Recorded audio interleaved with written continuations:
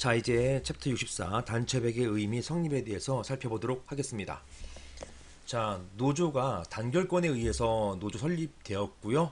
그런 상태에서 이제 어떤 근로조건의 유지, 향상 등을 위해서 단체 교섭을 요구하죠. 노조가 사용자에게.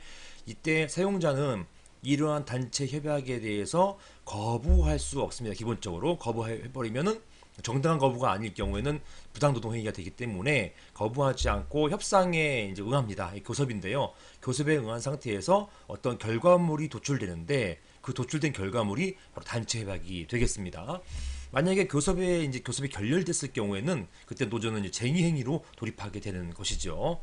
자, 단체 협약 보시면 먼저 우리 법조문부터 보실게요. 법조문 보시면 법조문은 이렇게 우리 교섭 다음에 노조법 31조부터 31조 단체 협약의 작성, 32조 단체 협약 유효기간, 그 다음에 33조 단체 협약의 어떤 기준의 효력이 있고요. 그 다음에 34조 단체 협약의 해석이 있고요. 자, 중요한 것이죠. 35조 일반적 구속력, 단체 협약의 일반적 구속력, 그리고 36조 지역적 구속력, 여기까지가 이제 단체 협약 관련된 규정들이 되겠습니다. 나름 상세하게 규정되어 있어요. 그래서 여러분께서는 단체 협약 보시기 전에 먼저 법조문부터 한 번씩 쭉 읽어보실 필요가 있겠다. 이런 말씀을 좀 드려보고 싶습니다. 단협은요, 여러분 이제 자주 듣는 얘기 중에서 뉴스나 신문 등에 임단협 이런 얘기 많이 듣잖아요. 임단협이 뭐예요?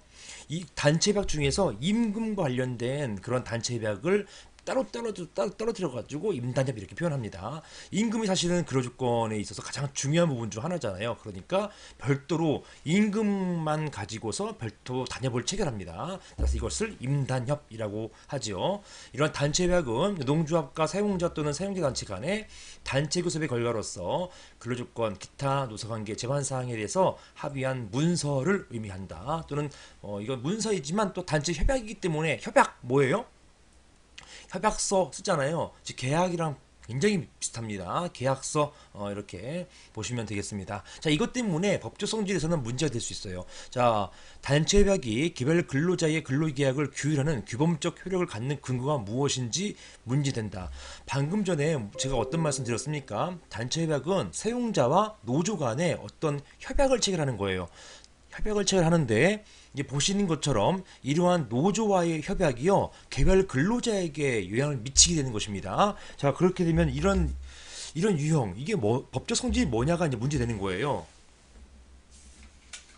원래 계약 당사자는 분명히 사용자와 노조입니다. 사용자하고 노조인데요. 이 효력이 그 안에 노조원에게까지 미친단 말이에요. 이거는요, 자, 보시는 것처럼 단체 협약의 어떤 당사자는 노조와 사용자이잖아요. 그런데 그 효력이 노조원, 여기 있는 노조원들 개개인에게 미친단 말입니다. 자, 이런 것은 좀 약간 좀 특이한 것입니다. 계약 당사자가 아닌 당사자에까지 계약 효력을 미치기 때문에 이것이 어떤 성질을 갖는 것인가, 여기에 문제되는 것입니다. 당연하다고 생각하시면 안 돼요. 계약 당사자가 아닌데 왜 그 계약에 내가 종속되고 내 영향을 받는 것이지?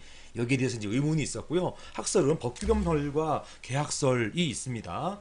자, 보시는 것처럼 효력이 당사자가 아닌 사람에게 미치는 거는 이건 기본적 계약이 아니에요. 계약은 오로지 계약 체결한 당사자에게만 미치게 되는 것입니다. 따라서 기본적으로 법규범설처럼 가게 돼요. 왜냐, 효력이 확 미치는 것, 즉 국회가 법을 제정하잖아요. 그런데 제정한 법이 나는 거기에 대해서 승인하지도 않았는데 법이 적용받잖아요.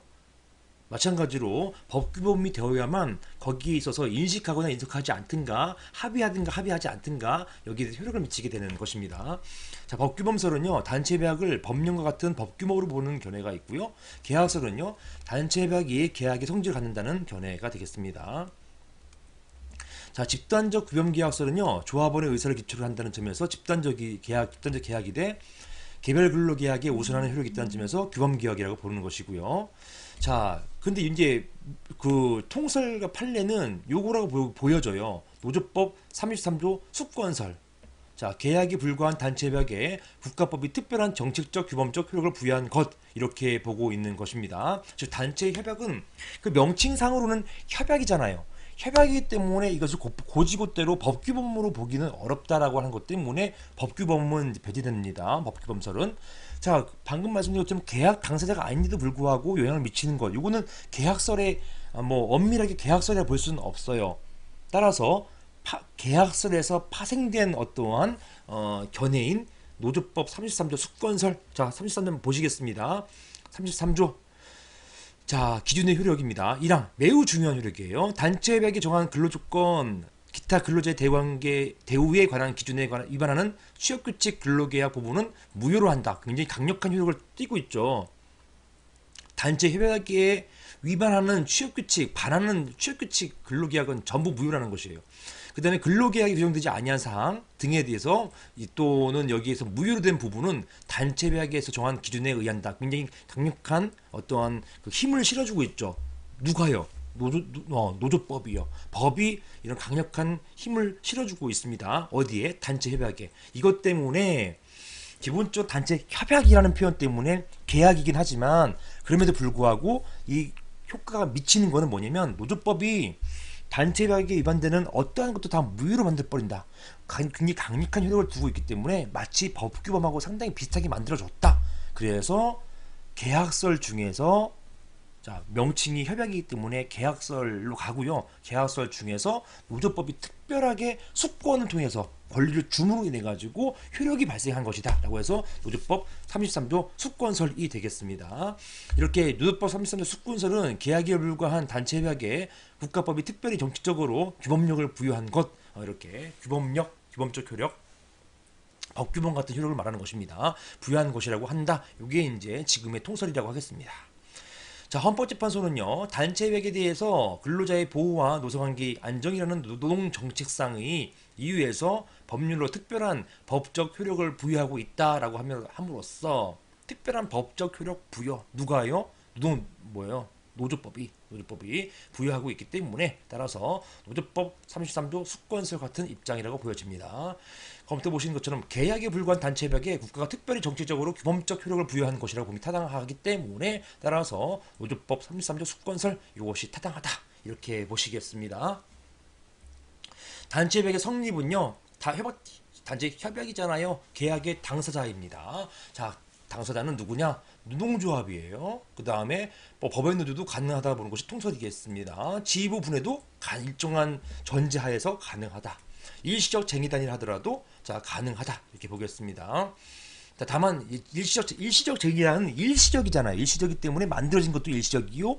그 다음에 이것을 어떤 협약을 체결해 가지고 이 협약 체결된 이후에 이 협약 보통 2년이거든요.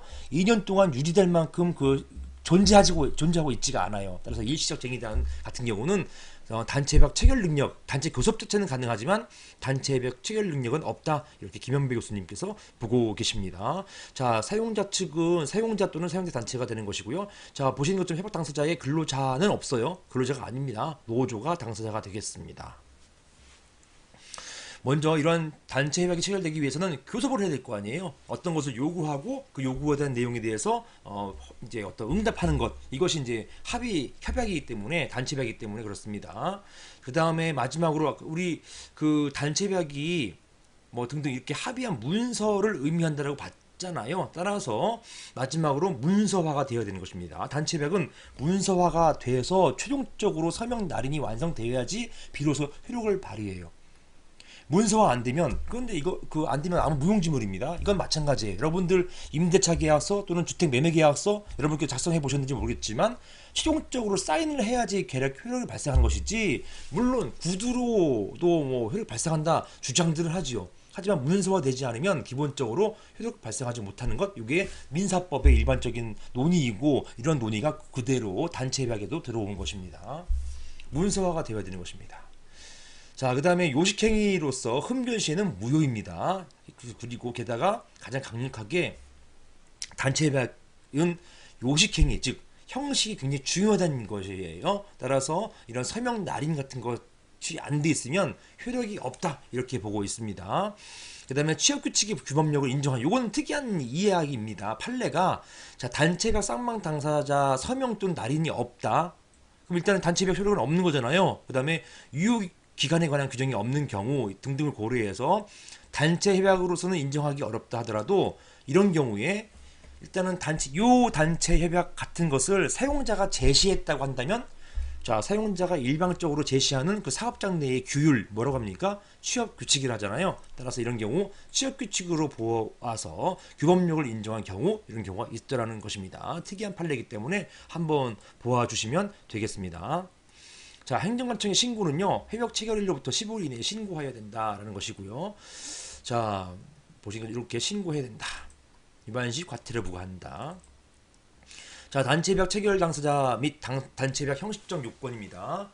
자, 문제점 보시면 단체협약 체결 당사자 그리고 협약 체결 단체협약의 형식적 요건이 무엇인지 여부, 그 다음에 문서에 노사 일명의 기명란이 빠져 있는 경우, 우리는 이미 알고 있다, 그죠? 이거 무효예요, 무효. 그 내용이 단체협약으로서의 효력을 가진다 볼 수 있는 것인지 여부가 문제된다라는 것입니다. 팔레트도 보시면, 자, 기아 자동차 사례입니다. 원고는, 자, 피고 기아 자동차 주식회사에 고용되어 근무하다가 퇴직했고요. 자, 이런 피고 기아 자동차 주식회사는 주거래은행에서 부도 위에 협약 적용 대상자로 지정되면서 뭐 하여튼 부도 됐잖아요. 부도가 났고, 부도 나가지고 현대에다가 이제 인수된 거 아닙니까? 피고 회사와 소외 기아 자동차 노동조합, 주식회사 노동조합은 피고 회사 살리기 위해서 자구계획 방안을 모색하던 중 소외 노조가 대의원 대회를 열고 상여금, 휴가비, 월차수당 등을 반납하기로 결의한 다음 같은 달 23일 그 사실을 피고 회사에게 서면으로 통보하였습니다. 자, 그 다음에 기아자동차 주식회사 피고죠. 이런 여기에 노동조합, 그 다음에 피고 회사는, 자, 사기금 중 다시 50%는 근로자 개개인 서명을 받아서 회사 재건기금으로 사용하고, 나머지 50%는 회사 측이 정리계획 안에 반영해서 지급하도록 이제 노력하기로 약정을 했고요. 한편 피고 회사는 98년도에 서울지방법원 회사 정리 절차가 개시되었어요. 그래서 정리회사의 관리인이 이제 선임되었고, 피고회사 관리인은 하계 휴가비 등등 이런 상여금을 원고에게 지급하지 않았습니다. 원고는 퇴직 이후에 원고가 그 기간 동안에 상여금 중 50%를 회사 재건기금을 사용하는 것에 대해서 실질적 동의한 바 없다. 동의한 바 없기 때문에 피고는 회사는 원고에게 지급되지 않는 상여금 등을 지급해야 한다라고 주장했었고요. 따라서 이런 이에 대해서 피고 회사 상대로 해가지고 그 지급, 여기 상여금, 미지급 상여금 등에 대해서 지급 청구의 소를 제기했던 것입니다.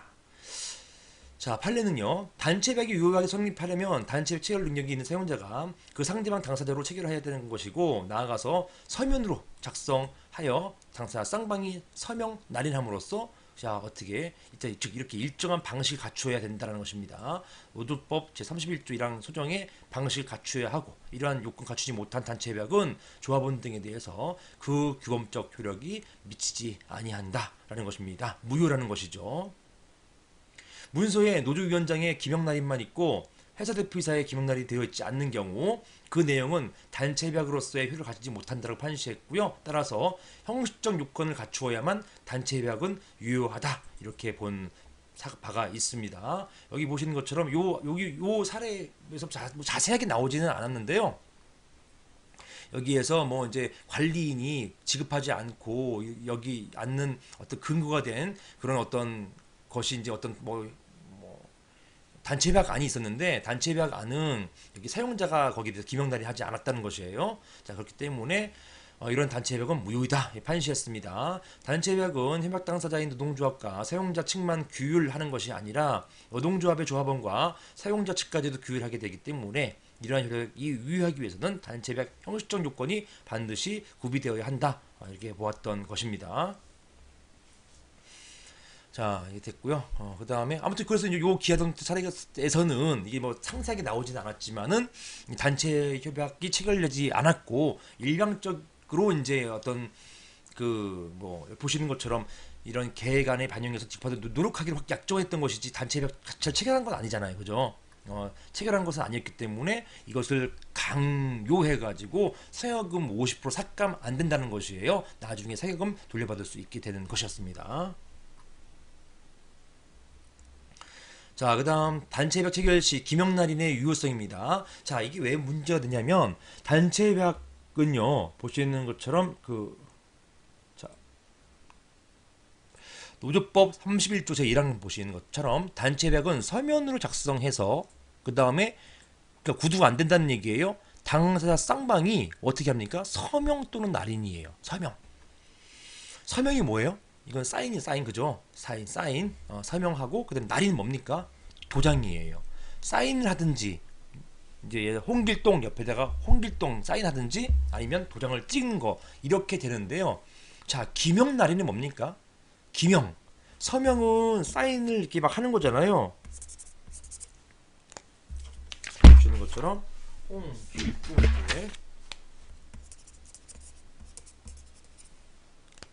이렇게 이런 식으로 이제 막 휘갈려 쓰는 거 이렇게 사인하는 거잖아요. 근데 기명은 뭡니까? 이미 기예요. 이미 서명이 그 종이 용지에 날인대에 타이핑 되어 있습니다. 그래서 이미 뭐 정자체로 홍길동 이렇게 해서 보통 이 아래처럼 되어 있는 거 있잖아요. 이렇게 이미 컴퓨터 등 한글 파일 통해 가지고 이미 작성되어 있는 거예요. 이것을 기명이라 합니다. 그다음에 기명한 다음에 보통 어떻게 합니까? 옆에다 도장을 찍죠, 그죠? 이게 기명 날인이라고 하는 것인데요. 보시는 바와 마찬가지로 단체협약 당사 쌍방이 서명 또는 날인이 아니라 기명 날인한 경우에도 단체협약 소유 효력이 발생하는지 문제된다. 자, 이 단체협약은 형식적 요건이 매우 중요하다고 했어요. 그리고 우리 방금 보신 것처럼 노조법 31조에는 서명 또는 날인 하도록 되어 있는데 이런 서명 날인이 아니라 기명 날인했단 말입니다. 이 경우에도 유효한지 문제가 되는데 판례는 뭐 유효하다고 봤어요. 왜냐 지금 다 서명 날인하고 기명 날인하고 서명만 하고 또는 날인만 하고 다 그렇습니다. 그렇기 때문에 서명 또는 날인뿐만 아니라 기명 날인도 유효하다라는 것입니다. 자, 아시아자동차 사례이고요. 원고는 아시아자동차 공업주식회사에서 근무했고요. 자, 회사의 경영상 위기가 닥치자 A회사 근로자 과반수 조직된 노동조합은 확대 간부회의를 개최해서 세금 등의 휴가비 반납하고 그다음에 경영 정상화를 위한 대책위원회 구성 등을 하기로 했습니다. 단체 교섭 타결되었고요. 소외회사 노사협력부 부장인 소외 권 씨가 회사 정상화를 위한 노사 공동 결의라는 문건을 작성한 후에 소외 노동조합 사무실에서 위원장 직인을 날인받고 소외 회사 대표이사 직인을 날인받아 노사 공동 결의서를 완성했습니다. 날인받았지 서명 안 받았어요, 그죠? 근데 이 앞에는 이미 기명이 있었던 것이에요. 서명 안 하고 기명 날인받았던 것입니다. 자. 이게 바로 이제 이런 어떤 공동 합의문이죠. A회사는 그 후 현대그룹에 인수되는 과정에서 노사 공동결의서 원본을 분실했다. 이후 자 이런 제1은행 본점 방문해서 서류창고에 보관된 것을 노사 공동결의서 사본을 찾아냈습니다. 복사했습니다. 원고는 노조법에 따라서 단체협약이 서명 또는 날인되어 있어야 되는데 위 결의서는 서명 날인이 아닌 기명 날인. 자, 기명날인 이름 이미 써있고 옆에 도장 찍게 되어 있는 거 기명날인이기 때문에 형식적 요건 흠결해서 무효이다라고 주장했습니다. 자, 이런 주장이 옳은 것이냐라는 것이 되겠습니다. 자, 인수의 회사에게 퇴직할 때까지 단체협약에 따른 세금 지급해달라고 요구했지만 인수회사 현대는 위 노사공동 결의서로 인해 가지고 근로자들이 상여금 반납하기로 하였으므로 지급 의무가 없다고 보았던 것입니다. 따라서 이 노사 공동결의서가 지금 기명 날인되어 있는 노사 공동결의서가 유효한지 또는 무효인지 이게 핵심 쟁점이 되었던 것입니다. 원고는 인수 후 회사 현대를 상대로 해서 법원에 상여금 등 미지급금 상당의 임금 지급 청구서를 제기했었고요. 판례는 근로자가 판결 내렸는데요. 단체협약의 진정성과 명확성이 담보된다면 자 이거 꼭 써주셔야 돼요. 단체협약의 진정성과 명확성이 담보된다면 단체협약 당사 쌍방이 서명날인 아니라 기명날인 하였다 하더라도 그것을 무효라고 할 수 없다 이렇게 보았던 것입니다. 단체협약을 문서화하고 당사 쌍방의 서명날인 하도록 규정한 노조법 31조 1항의 취지는 우리 검토 부분 하고 있습니다. 단체 계약이 규율 대상으로 하고 있는 노사 관계가 집단적 계속적이라는 점을 고려해서 취급 당사자를 명백히 함과 동시에 당사자의 최종적 의사를 확인함으로써 단체 계약의 진정성과 명확성을 담보하려고 있다고 할 것이다. 이런 서명 날인하도록 한 취지는요. 그러한 진정성과 명확성이 담보만 된다면 서명 날인 아닌 기명 날인 했다고 해가지고 단체 계약이 무효로 된다고 볼 수는 없고 결론적으로 유효이다. 이렇게 보시면 되겠습니다. 나머지 판례 한번 읽어보시면 되겠습니다.